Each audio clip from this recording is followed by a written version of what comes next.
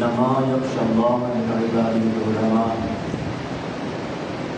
قال الله تبارك وتعالى في مقام آخر: إن الله وملائكته يصلون على النبي يا أيها الذين آمنوا صلوا عليه وسلموا تسليما. آواز بلند کے ذریعے الصلاۃ والسلام علیک یا رسول اللہ.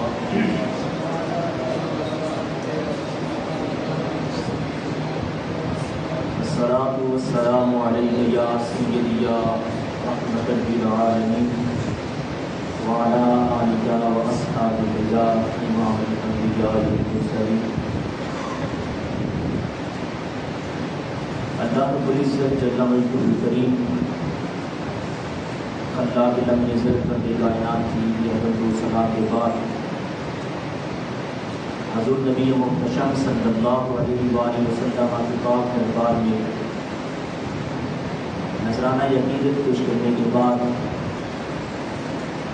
نہایت ہی واجب احترام قابل قدر معزز و محتشم سامعین و حاضرین، آج کی یہ ہماری قسم سعید کا سلسلہ تعزیتی ریفرنس حضرت پیر سید بشارت حسین شاہ صاحب رحمہ اللہ تعالی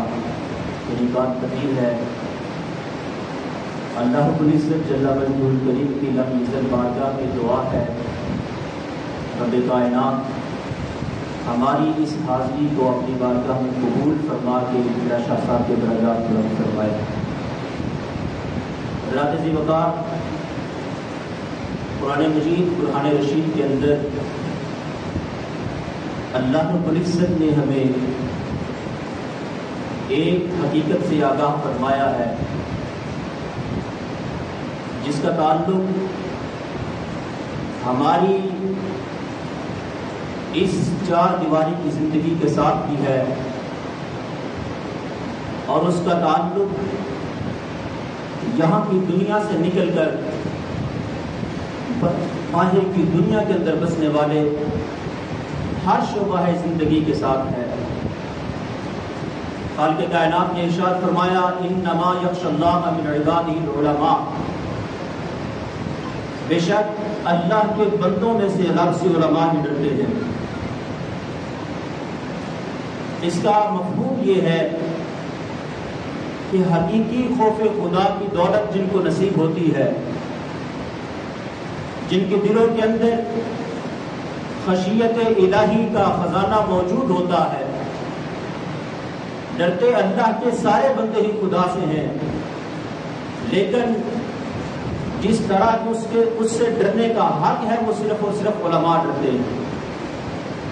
اب اس سے یہ بات واضح ہو جاتی ہے، کوئی ایسا شخص جو علم حاصل کرتا رہتا ہے، علم کے حصول کے اندر جیسے جیسے وہ ترقی کرتا ہے، درجات بڑھتے جاتے ہیں، آگے آگے چلا جاتا ہے، اگر اس کے رویے کے اندر تلخی پیدا ہو جاتی ہے، اگر سرکشی، اناد اور تکبر بڑھتا چلا جاتا ہے، تو اس کا مطلب یہ ہے کہ اس نے اس مقصد کو سمجھا نہیں ہے جس مقصد کے لیے اس نے اپنے گھر کو چھوڑا تھا. اس کا مقصد حصول علم تھا، اور حصول علم کا مطلب یہ ہے کہ دل کے اندر اللہ کا خوف بیٹھ جائے.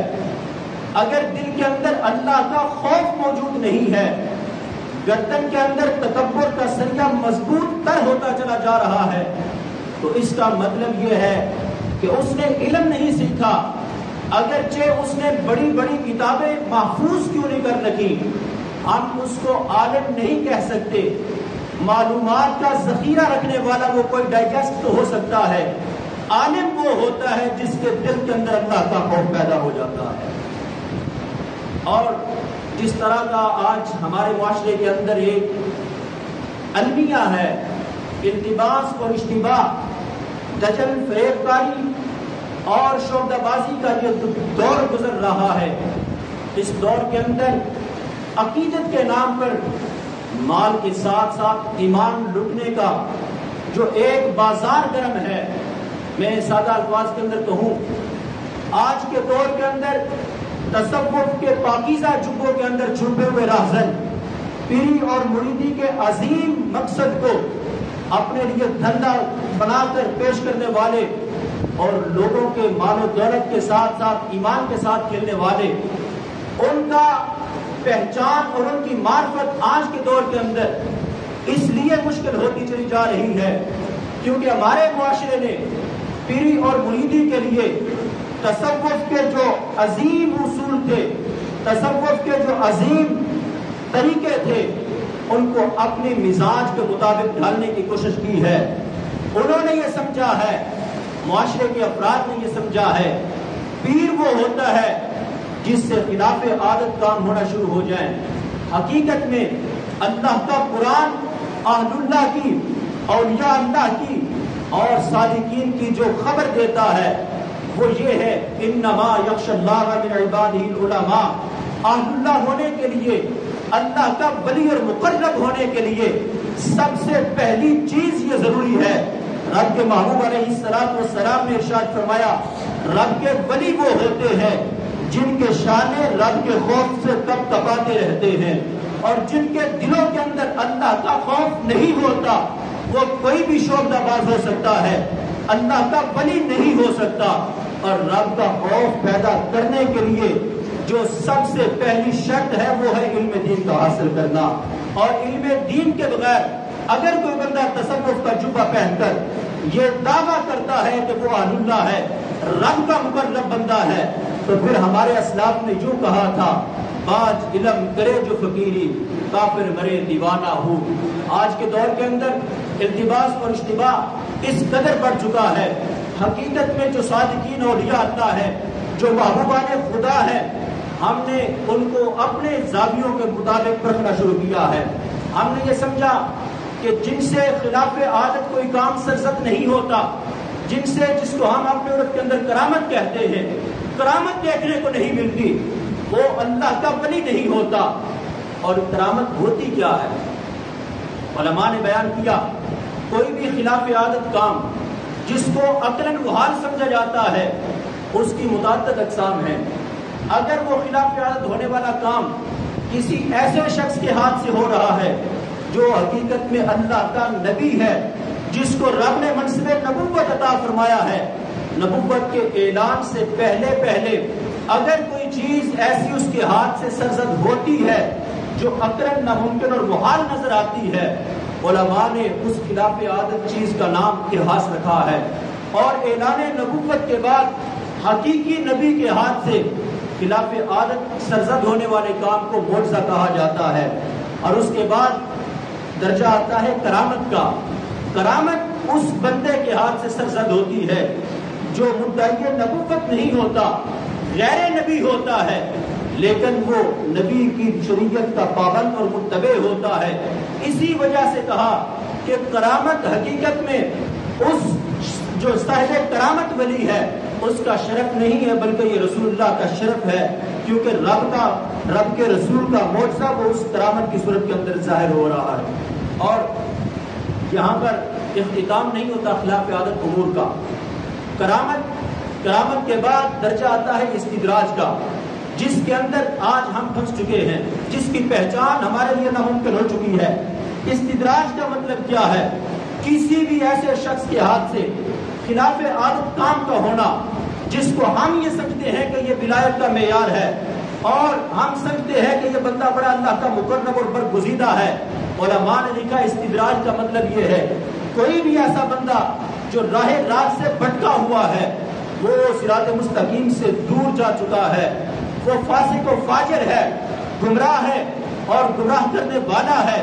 اس کے ہاتھ سے بھی خلاف عادت کام ہوتے ہیں، جس کو شیخ عبدالحق محدث دہلوی نے کہا کہ ایسے بہت سارے امور جوگیوں سے اور ہندوؤں کے برہمنوں سے بھی ہوتے ہوئے نظر آتے ہیں، لیکن اگر ہر خلاف عادت کام وہ کرامت ہے تو پھر اس کا مطلب یہ ہوا کہ کرامت کا ظہور وہ غیر مسلم کے ہاتھ میں بھی ہو سکتا ہے، تو اس کو استدراج کہا جاتا ہے۔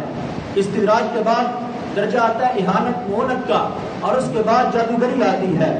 یہ عرض کرنے کا مقصد یہ ہے، آج کے دور کے اندر ہم نے ولایت کا معیار صرف اور صرف کرامت کو بنا رکھا ہے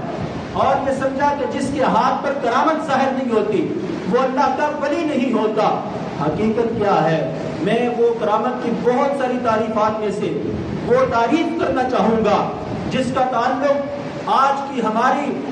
شخصیت جس کا ہم تذکرہ کر رہے ہیں ان کی ذات کے ساتھ بھی ہے، جس کو بیان کیا امام ابن تیمیہ نے۔ وہ کہتے ہیں کرامت کیا ہوتی ہے اور صاحب کرامت کس کو کہتے ہیں؟ استقامت فعلہ علی قانون النبی صلی اللہ علیہ وآلہ وسلم۔ صاحب کرامت ہونے کے لیے یہ ضروری نہیں کہ بندہ ہوا کے اندر اڑان بھرے،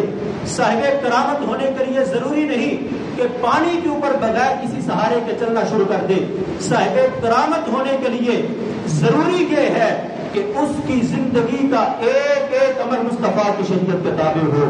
صاحب کرامت وہ ہوتا ہے، اور اس تعریف کی روشنی کے اندر میں حضرت میر سید بشارت حسین شاہ صاحب آپ کی دو کرامات کا تذکرہ کرنا چاہتا ہوں۔ ایک کرامت وہ ہے جس کا ہم نے اپنی آنکھوں سے مشاہدہ کیا ہے، وہ کرامت یہ ہے کہ ایک چھوٹا سا بچہ جس کے بچپنے کے اندر باپ کا سایہ سر سے اٹھ جاتا ہے، یتیمی کی حالت کے اندر سید بشارت حسین شاہ صاحب نے اس کو کشمیر کی وادیوں سے اٹھایا اور اس کو تحقیق کے افق کے اندر چمکتا ہوا ستارہ بنا دیا، اور ایسا محقق و مدندن اور ایسا وہ مفکر پیدا ہوا کہ جس نے اپنی زور تحقیق کے اندر اور اپنی جوش کتابت سے بھی اور اپنی زور تحریر سے بھی اللہ اور اس کے رسول کی دین کی پاسبانی کی ہے، جس نے ناموس صحابہ اور عزت اہل بیت کے اوپر پہرے داری کے حق ادا کیے ہیں، جس نے حدود اسلامیہ اور حدود اہل سنت کے اوپر پہرے داری کا عظیم فریضہ سر انجام دیا ہے۔ سید بشارت حسین شاہ صاحب کی اس کرامت کا نام سید صداقت حسین شاہ بخاری ہے۔ یہ آپ کی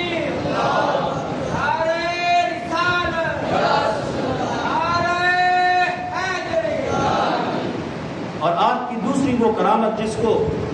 میں نے پہلے تعریف کی، استقامت فعلہ علی قانون النبی صلی اللہ علیہ وسلم۔ میں نے جتنا بھی ان کی زندگی کو دیکھا ہے مختصراً، اس کے اندر میں نے ان کے ہر عمل کو مصطفیٰ کریم علیہ السلام کی شریعت کے تابع پایا ہے۔ اللہ رب العزت کی بارگاہ میں دعا ہے مالک کائنات میری ان چند گزارشات کو اپنی بارگاہ میں شرف قبولیت عطا فرمائے اور قبلہ شاہ صاحب کے درجات کو بلند فرمائے۔ وما علیہ